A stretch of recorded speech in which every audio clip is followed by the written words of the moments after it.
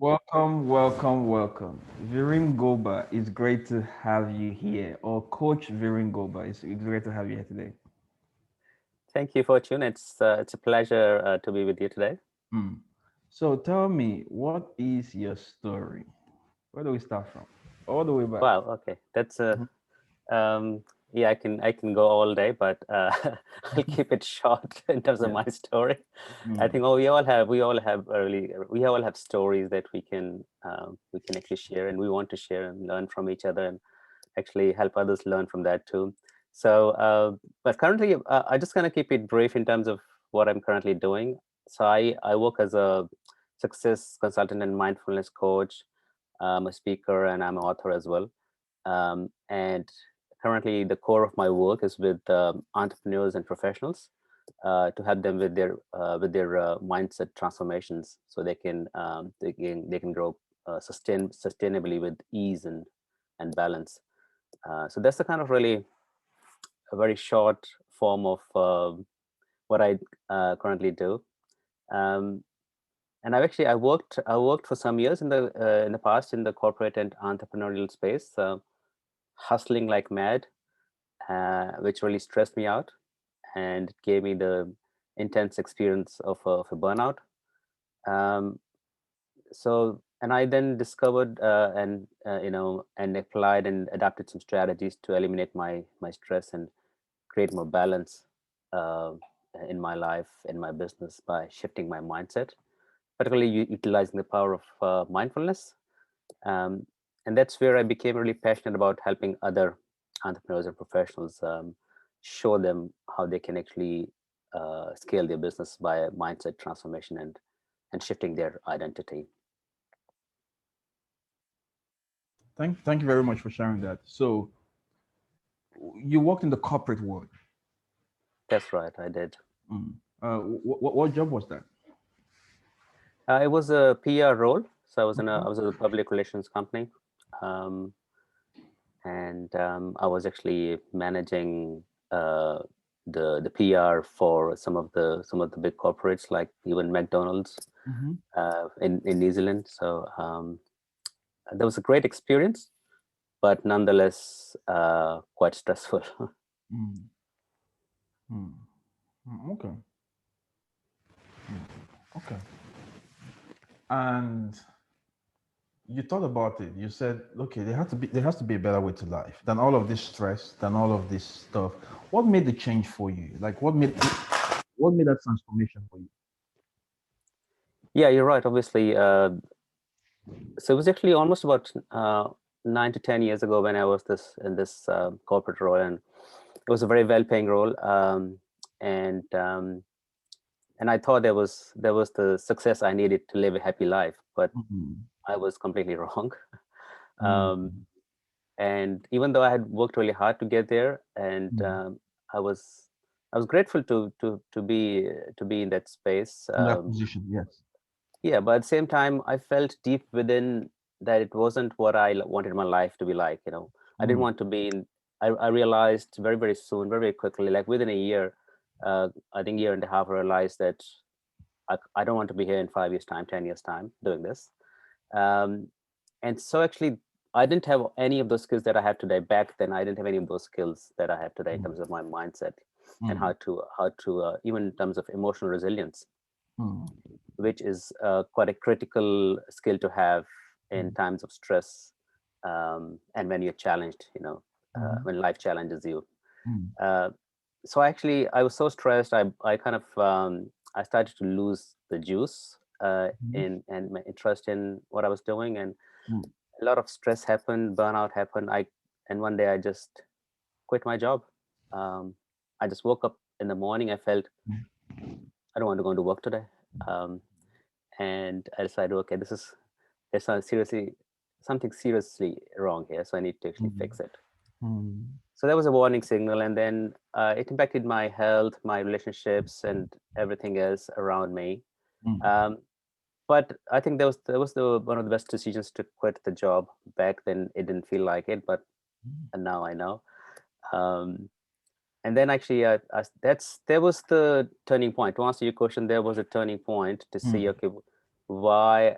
even though I had everything that probably millions of people desire to be in that space, having a well-paying job and a secure job and everything in your life all good, but um, I decided there's something deeper that we need to achieve than just some of the outer accomplishments.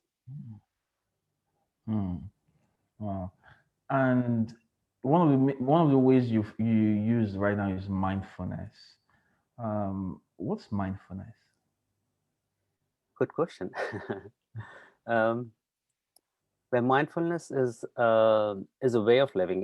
It can be a lot of things, but in simple terms, it's a way of living where you are mindful of each and every action, each and every thought. When I say mindful, you are aware of it. You are Mm, present 100% in whatever you're doing, mm, and at the same time, you are being kind and mm, non-judgmental. mm, So what that does is, for example, we're having this conversation here. We might be here physically, but then our mind be racing away to, mm, thinking about 100 other things. mhm, So that's the opposite of mindfulness. But if I'm here 100% physically, mentally, emotionally, that means I can make the most of this conversation. I can build that connection with you, and mm, and both of us can have the best time together, mm, whether it's just 5 minutes only, let's say. mm, Uh, and so what that does is that helps to actually that has a biological impact on our brain, on our physiology. mm, That means it actually slows down all our brain activity, and it actually gives a huge boost to our efficiency, to our performance, to our thought process, to our creativity, to our intuition mm, as a result of that. So that's what mindfulness is all about. mm. So staying, at first when you hear mindfulness and we subtract that to being mindful, that sounds like a lot of work, right? But when when you simplified it now to just being present, and staying just and just being present with everything that we're doing, like in every moment, that just goes, oh, okay, that's true. That's meant to be easy to do. Why is that not so easy to do? Yeah, very good question.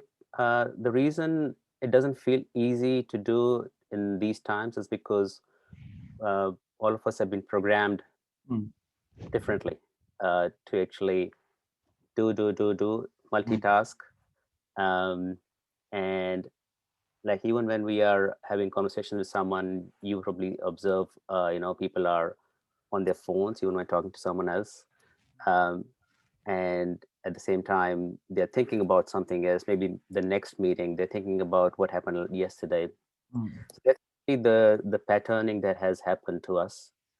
No fault of us. We haven't been told, we have been trained that this is not going to work for us, even though uh, actually the opposite has been what we have been actually taught is actually multitasking is good for you. But neuroscience now proves our brains are not designed to multitask. And it's very simple. It's very similar to when you have your computer open, and if you have a one or two windows open, it works fine. But if you have 10, 20 windows open, it starts to heat up and can freeze at times. So that's what happens in our brain. Um, we have multiple things happening all at the same time, and that has become our conditioning. mm, So that's why anything that's opposite to that feels difficult to do. mm. So, almost going back to our natural state it has become the thing that is difficult to do. That's right. So even though we are human beings, so we should just be able to be very easily. Mm-hmm. Human doings. We just do. mm, mm. Wow. And so, what causes burnout? Yeah. So burnout is some people actually. A lot of people have this misconception around. They think burnout and stress is the same, but actually burnout is the result of. I mean, we have stress. All of us have kind of some kind of stress in our life.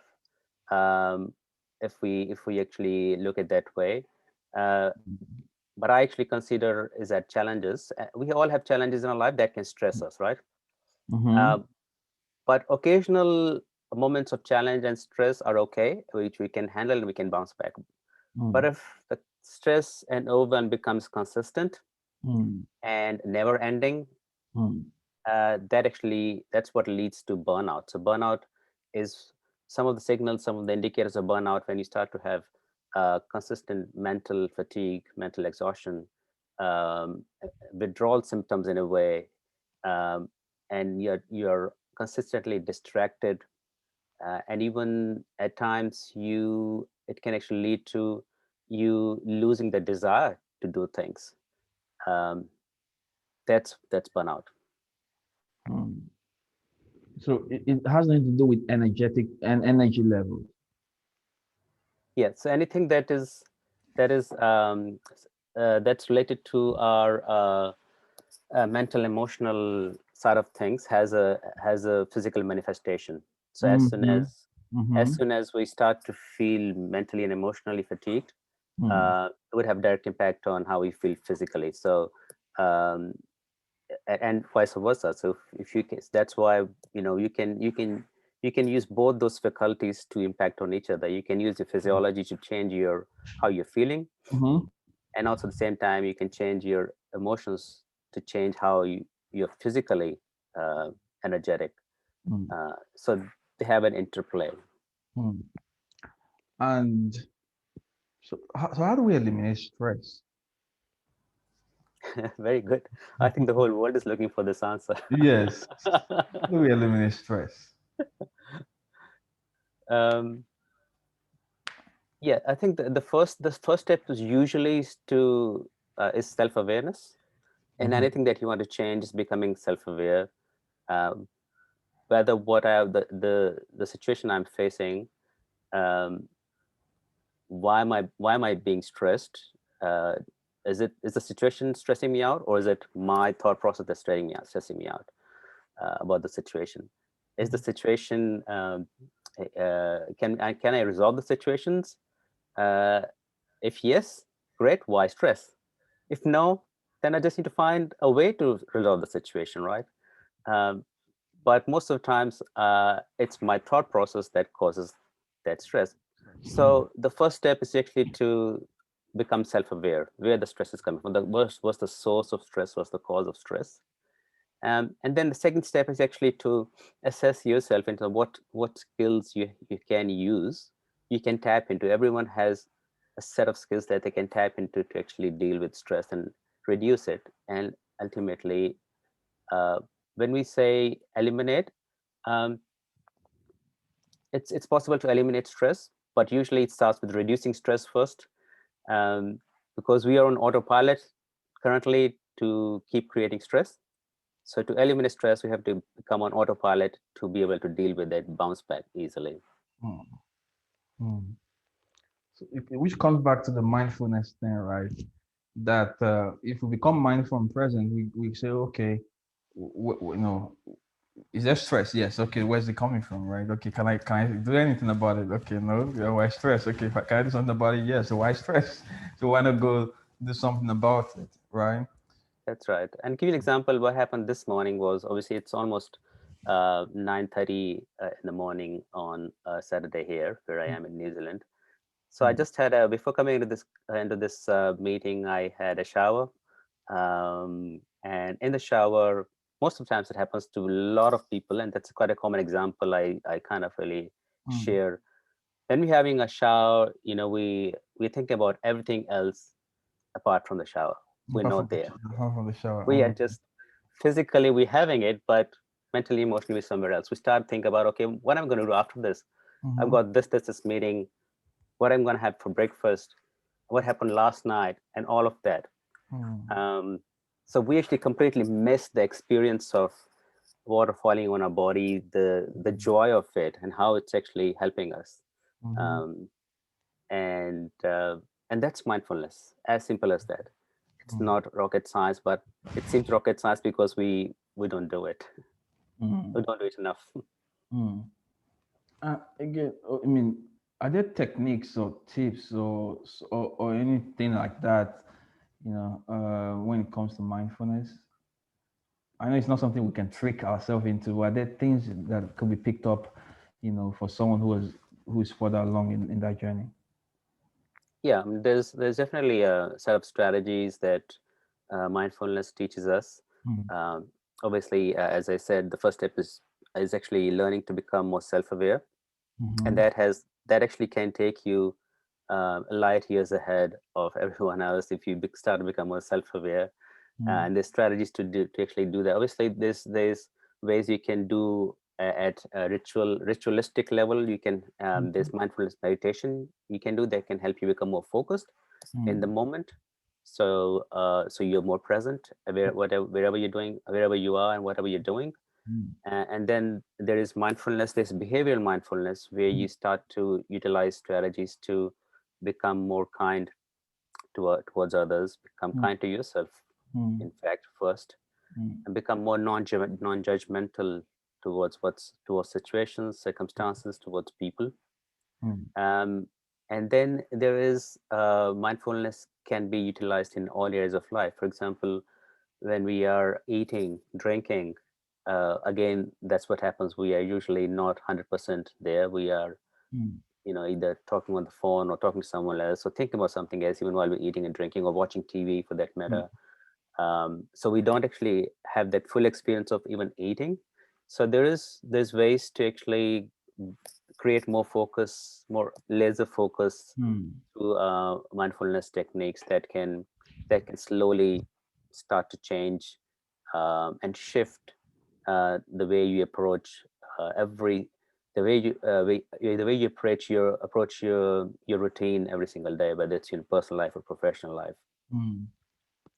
And would you say I mean, does it get better with practice, or is it? And what should one be practicing on? Is it practicing focus or practicing being present? Which comes first, focus or present? Good one. Yes, I think it's like anything else. It's that level of when we start with it's actually learning pathway. In a way, we are trying to build a Mm, mind muscle here.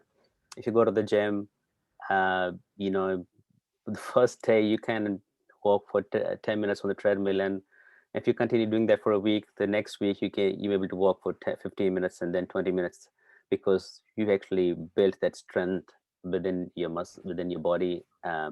And similar with this, it's actually building that muscle. So usually it's being present comes first, because focus is the next level of being present. If I mm, can be present here with the person I'm talking to, with my family, my kids, my partner, my brother, my friend, I can be more present, and they will sense it as well, right? And when they sense it, that relationship gets even stronger. When that relationship gets stronger, that gives you a high, that actually you feel good about it. And when you feel good about it, it has a ripple effect on that relationship, on whatever you do in that relationship, with that matter, for example. mm, And that's the same with the relationship with ourselves. So if we can be present with ourselves as well, every single day we can keep improving by 1%, let's say. Then mm, in a month's time, 2 months time, 3 months time, you can imagine how much more focus we can actually gain. mm-hmm. Hmm. Okay. So, what would you say your message is at the Yeah, I core? think At the core of it, yes. um, I think this the only message that I kind of keep giving in whatever I teach or share with people is actually for people to start becoming more conscious of whatever they're doing. Mm, So essentially, uh, when you become more conscious, it gives you more clarity in terms of what you need to do to achieve what you want to achieve. mhm, Because the whole mm, world, humanity is looking for something. They're looking for, love, happiness, peace, in whatever they're doing. Um, and so if they can start to become a bit more conscious around their actions, their little actions, that can lead to a higher level of consciousness and help them achieve what they want to achieve very, very quickly. Hmm. Well, keep the Sorry, I think by you seem to be frozen. I'm sorry.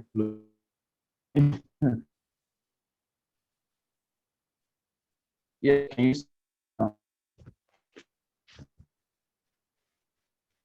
okay. You seem to be frozen, Fortune. Yes. Yeah.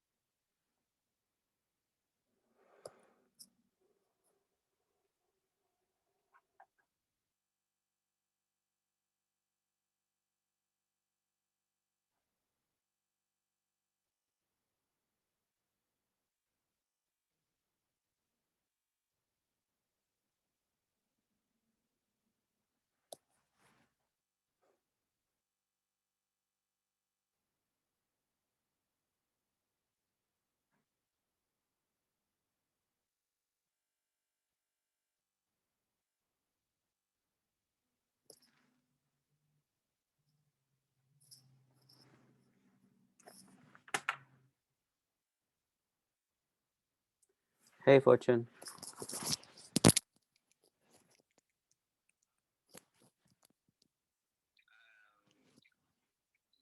Just went out completely. So